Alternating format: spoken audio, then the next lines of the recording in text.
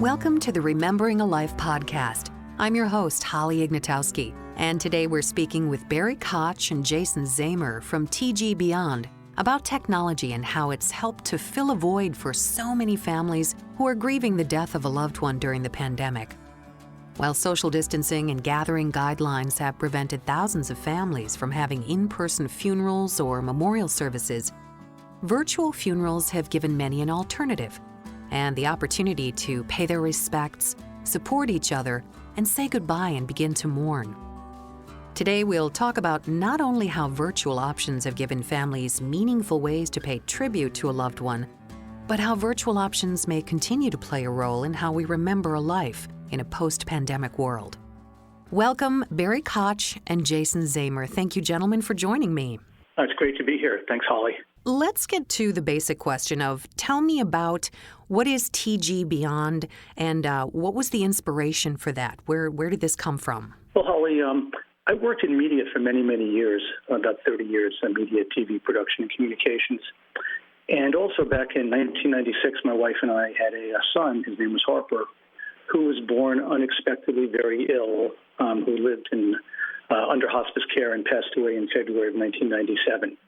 So beginning along with my career in media about 20, 25 years ago, I became involved with hospice as a donor, as a volunteer, as an advocate and a board of directors member. So after I left my corporate career several years ago, I bumped into Jason, who I knew casually from around town for several years. And over a cup of coffee, he asked me what I was thinking, what I was working on. And I always had the notion that I would be working in end-of-life care and death care after my professional career. So I shared some ideas with Jason about how we might be able to, or how I had hoped to be able to work in the end-of-life space, helping people along a continuum of care. And he looked at me and said, all right, when do we start? So we started. Wow, that's quite a journey. And as Barry had started to tell me about his plans for end-of-life space, I had spent my 20-year career really working with people living with dementia and inside of senior housing and care. And as he started to describe it to me, I realized I had been working just on the edge of end of life. I mean, I had basically thought my client's interaction had ended when they died. And I realized that I had been doing reminiscence therapy, which is the ability to use a person's story and who they are to help them, live healthier and happier each day. And that to extend that through to the family and their needs was something that we had heard ongoing. So we would have a client, they would die, and then the family would reach out and say, can you help us to share who they were for their memorial or for their funeral? And realize that I was much closer to the space than I had sort of ever realized. So interesting journeys to get where you are. Jason, you were kind of in a parallel journey, but Barry, when I look at your professional career, and I have some stats about, you worked in the media, but you also, the thing that stood out to me was the 20 years working at the Cartoon Network. So how do you find yourself, going from the Cartoon Network to working in end of life and the death care space? Yeah, some people have commented that it seems like an unlikely jump. I would say certainly when it comes to what we're doing right now, which is producing virtual memorials, the storytelling and story sharing is something that two have in common. I also say, and I say this half jokingly and half seriously, the drama of Cartoon Network Latin America prepared me for the lesser drama of end-of-life and death care service. Mm-hmm. Let's talk about the virtual memorial that you both work on now. Is this something new? Did this come from the pandemic? Certainly the pandemic has created a situation where there's a need and a desire and a demand for virtual memorials. What happened in our particular case, around April and March, we were beginning to work on virtual memorials, and Jason and I were actually working on a mocked-up virtual memorial that we could use to work on our production process and share with potential clients and partners. And then, very unexpectedly and unfortunately, my mother passed away. On May 23rd, she fell. On May 24th, she died. She was seemingly very healthy before that. It was absolutely shocking. And Jason and I worked about a month later to put together her virtual memorial. which we shared with about 200 people. And we were amazed at how meaningful it was to everybody who attended and how we were able to capture her essence in this virtual memorial. And that's how we started. And I consider it a final gift from my mother to me and to the family. Barry, I'm so sorry for your loss, and I did have a chance to look at the virtual memorial. I saw the link.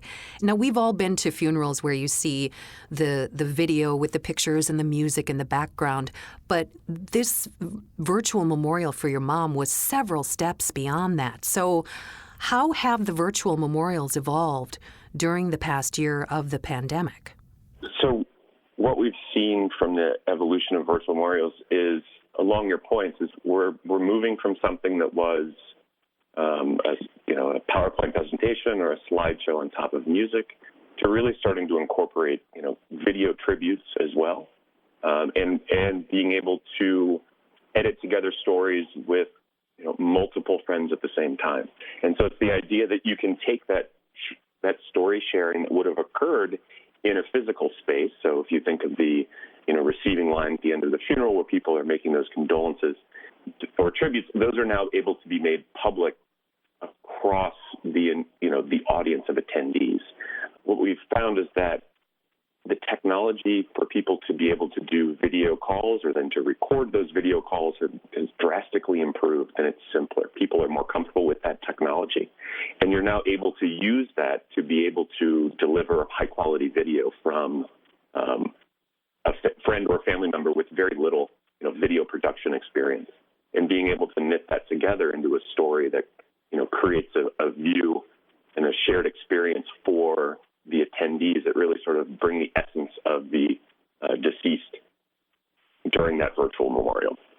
I think that's what I liked about it, was the story that it told, and I got to know Barry's mother, someone I'd never met before, but this was the story of her life, and it was a beautiful life. And also now there's a permanent record of it. This is something that the stress of a funeral sometimes makes you forget who was there, who did I talk to, but now you have a permanent record of that. So is that a reason that someone would want to do a virtual memorial even before or after the pandemic? Yeah, Holly, I think you hit on 2 or 3 points there. One is, and I'm really happy to hear you say this, we didn't plan it this way, but, in the case of my mom's memorial, she was a dancer, as you now know from watching, and that dance theme or that dance motif came up from so many people and became such a central component of the story. And what we have found with every memorial that we've done, and this is a little bit of a surprise, after we meet with the family and get to know the family and gather all the pictures and media and hear all the tributes and put the music together and lay it out, the essence of the person rises to the fore, rises to the top in every case. And people have walked away, as you said, really feeling like they celebrated the person they know, or they met the person that they didn't know. So I think there's a compelling content or story sharing reason why people would want this.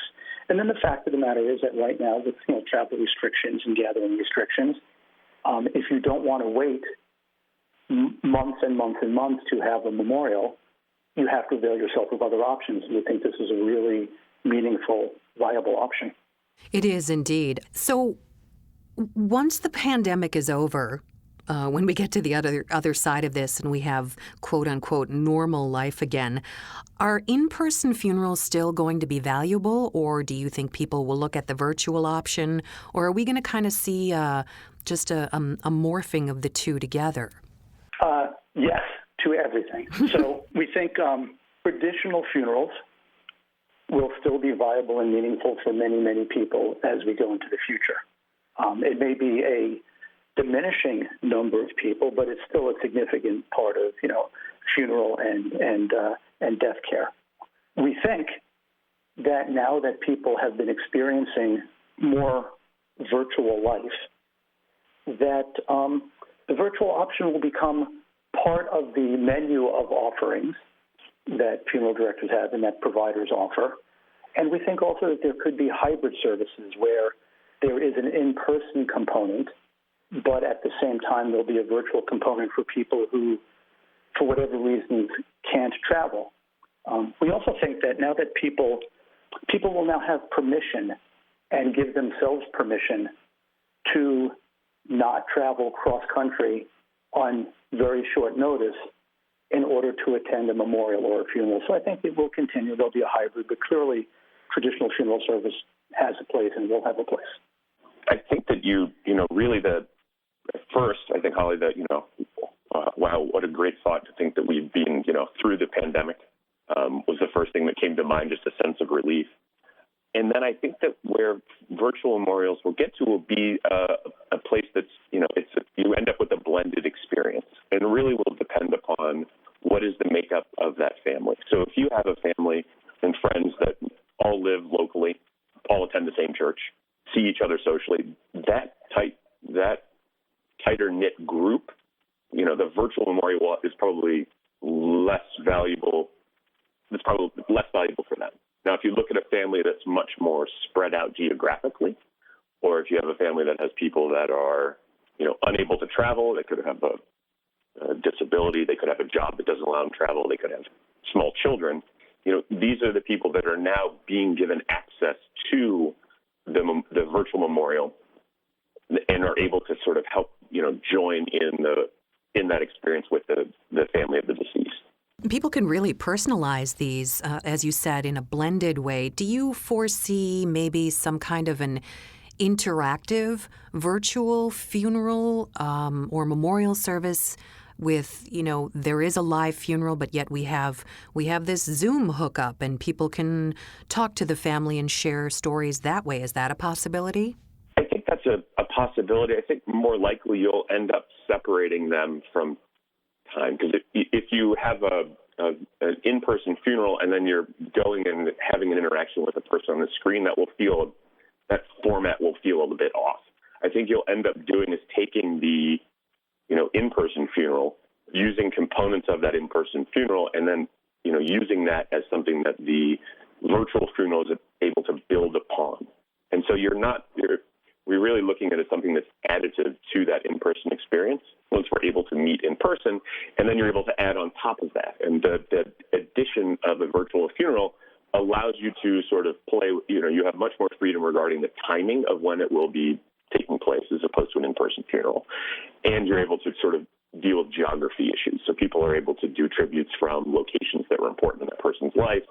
In some cases we have video from the deceased, being used during the virtual memorial, or an example of a playlist that they had come up with that they want to then share as well. And so you end up having a little bit more flexibility in that virtual space as to how you will tell that story and share the story of the deceased. I like to believe there's a silver lining in every situation. So going through this past year and what we've all experienced, what have you learned personally and in your business about serving grieving families, especially now? I think the first thing we learned is that each one is going to have, a different dynamic internal to that family. So each one is different. And at the same time, there's a commonality of wanting to create a shared experience around telling the story of the deceased. And so that you can either, there are some people who are going to be contributing to that story to help create the virtual memorial, and others who will be experiencing it and then wanting to do a video tribute afterwards.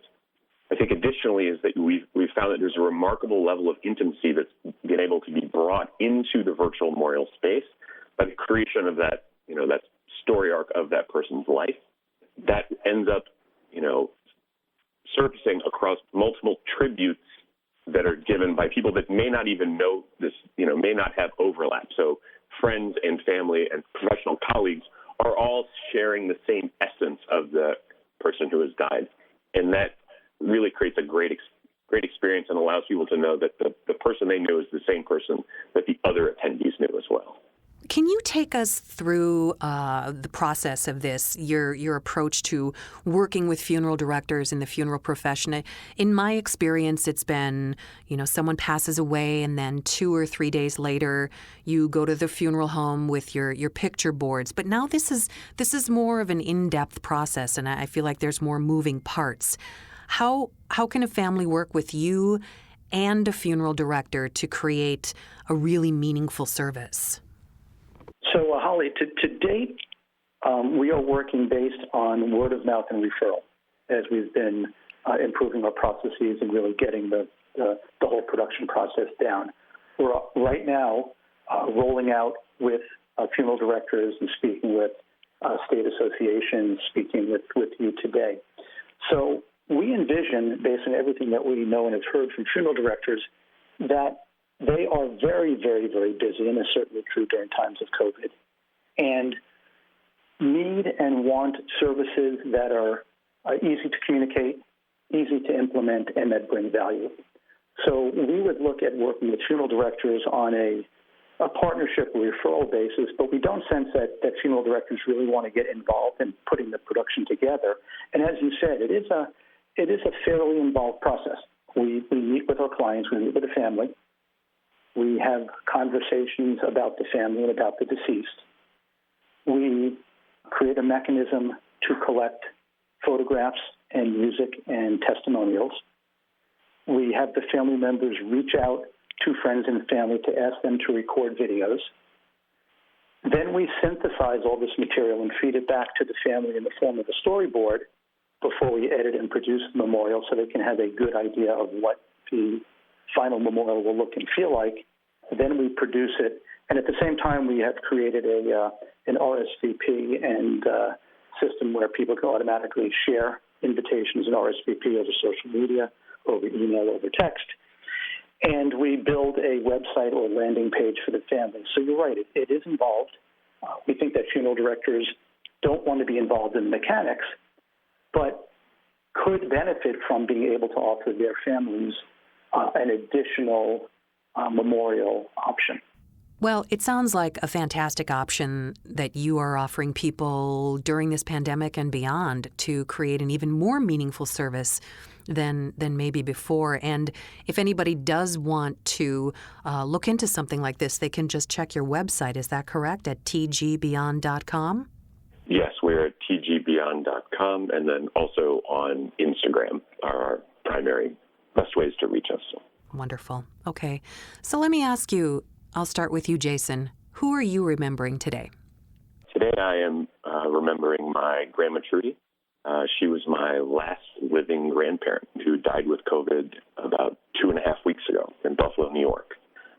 So we are working on her virtual memorial, and my siblings and I are coming up with our Buffalo-themed meal that we're going to be eating while we join our own virtual memorial with our family.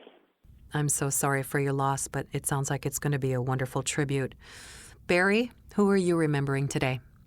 I've got a little bit of a list. My mom's passing is still very fresh. That was back in May. Our son Harper's death anniversary is February 12th. It'll be 24 years since he passed away. And sometimes it feels like forever, and sometimes it feels like yesterday.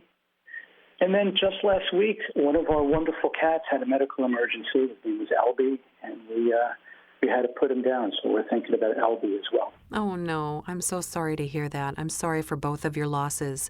But this was a great opportunity. Thank you for sharing your work and giving us options in grieving, especially during this pandemic. We appreciate everything you're doing. And thank you so much for joining me today, Jason Zamer and Barry Koch. Thank you very much, Holly. We really appreciate it. Thanks, Holly. And thank you for joining us today. For more information about funerals and grieving the death of a loved one during the pandemic, visit rememberingalife.com.